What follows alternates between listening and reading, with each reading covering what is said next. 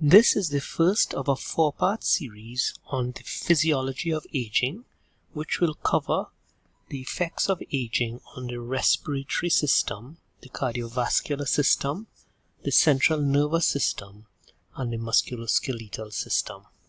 This lecture will focus on the respiratory system.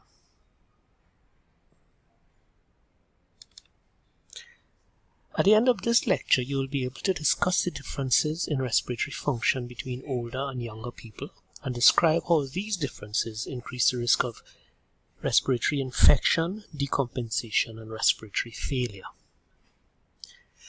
Each lecture will begin with a case. This is Mrs. Lai. She's an 83-year-old lady who presents with a cough, high temperature, and shortness of breath. Her respiratory rate is 20 breaths per minute. Her SpO2 on air is 94%. Her heart rate is 96 beats per minute and her temperature is 38.2 centigrade. Her chest X-ray shows some consolidation of the right lower lobe. The patient is noted to have mild COPD with an exercise tolerance of 50 meters on the flat. So we're going to consider what this patient's illness, how this patient's illness might affect her respiratory system, what are the likely complications to occur, and how the respiratory response to illness may differ to that of a young person.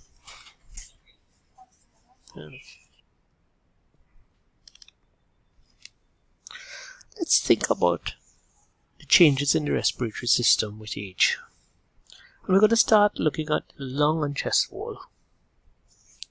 So as we age, chest wall and lung compliance decreases, as does gas exchange and physiological reserve. In addition, our central nervous system response to oxygen and CO2 also changes, so that if we get hypoxic, we don't develop as much of a response, as much of a tachycardia, and similarly, if we become hypercarbic, our response to this is also blunted. In addition, we have a decreased ability to clear secretions due to poor motility of the cilia on our respiratory epithelium and a poor cough reflex.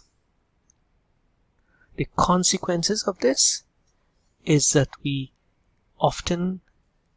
our aged patients have poor or incomplete compensation for hypoxia or hypercarbia. They have an inefficient respiratory response to injury such as rib fractures. They have an increased work of breathing and increased risk of infection due to their inability to clear secretions as described above.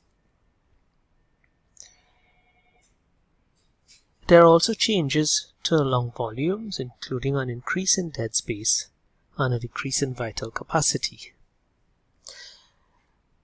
This leads to older people breathing at higher lung volumes, and unfortunately, at higher lung volumes, our lungs and chest wall have decreased compliance. So we have to work harder to breathe.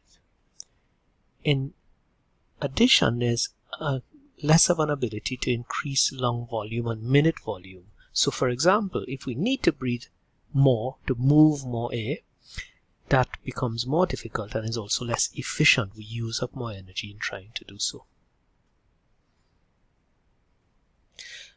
So this combination of an increased work of breathing,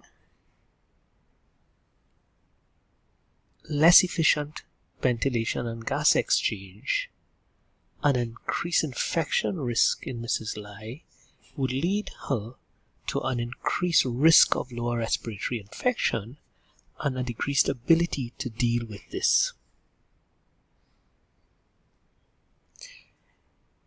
If there are any questions or comments, you can post them on the WhatsApp group or on the TTEMA website, and we'll try to get back to you. In summary, the respiratory system in older people shows a blunted neurological response to hypoxia and hypercarbia, decreased chest wall and lung compliance, an increase in dead space and a decrease in vital capacity, a decreased ability to exchange gases, and a decreased ability to clear secretions. This increases the risk of respiratory infection and respiratory failure in older people. Our next lecture will focus on the cardiovascular system and the changes in this system with age.